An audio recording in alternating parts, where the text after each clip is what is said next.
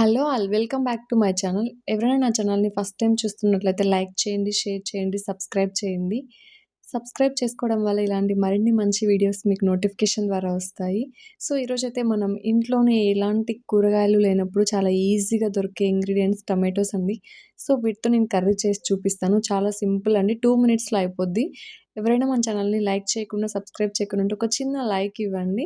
So, ముందుగా వీడియోలోకి వెళ్ళే ముందు కావాల్సిన పదార్థాలు tomatoes and green chilli and onion and salt. ఈ 4 ఉంటే సరిపోతాయి. వీడియోలో చూపించిన విధంగా బాగా నీట్‌గా కట్ చేసుకోవాలి. బాగా ఎర్రగా పండిన టమాటోస్ అయితే బాగా టేస్ట్ అనేది వస్తుంది కర్రీ. సో, నేనైతే మంచిగా ఒక మీడియం సైజ్ టమాటోస్ అయితే తీసుకున్నాను. రెడ్ కలర్‌లో ఉన్నవైతే బాగా టేస్ట్ వస్తాయి. సో, అలాగే గ్రీన్ చిల్లీ నెక్స్ట్ అలాగా వీడియోలో చూపించిన విధంగా నీట్‌గా చిన్న ముక్కలా కట్ చేసుకోవాలి. చిన్న చిన్న ముక్కలుగా కట్ చేసుకోవడం వల్ల టేస్ట్ అనేది బాగా వస్తుంది. బాగా మెత్తగా వేయించుకోవాలి ఆయిల్‌లో వేసి. అందుకోసం నేను చాలా చిన్నగా కట్ చేసుకున్నాను.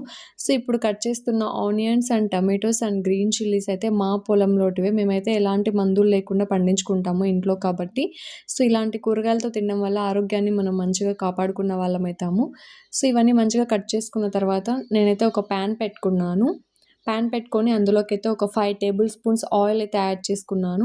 ఆయిల్ బాగా వేడైన తర్వాత ముందుగా కట్ చేసి పెట్టుకున్న ఆనియన్స్ అయితే ఇలాగ బాగా ఫ్రై చేసుకోవాలి. ఆనియన్స్ ఎంత బాగా ఫ్రై అయితే అంత టేస్ట్ అనేది వస్తుంది. మరీ ఎక్కువ లేకుండా, మరి గోల్డెన్ బ్రౌన్ లేకుండా నార్మల్‌గా ఫ్రై చేసుకోండి. నెక్స్ట్ గ్రీన్ చిల్లీ అయితే యాడ్ చేశాను. ఎందుకంటే గ్రీన్ చిల్లీ లాస్ట్‌లో యాడ్ చేస్తే పచ్చి వాసన వస్తుంది. సో, అందుకోసం అనేసి గ్రీన్ చిల్లీ అండ్ ఉప్పు అయితే యాడ్ చేసుకున్నాను.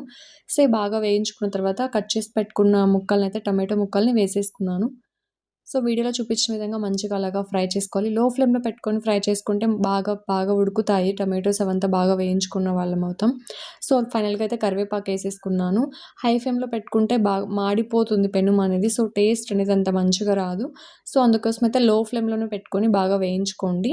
ఒక 10-15 మినిట్స్ లో ఫ్లేమ్‌లో. సో, కర్రీ అయితే రెడీ అయిపోయింది. సో, ఇలాగ ఇన్‌స్టెంట్‌గా ఇంట్లో వెజిటబుల్స్ ఏం లేనప్పుడు ఇలాంటి కర్రీని మీరు కూడా ప్రిపేర్ చేసుకోవచ్చు. Thank you.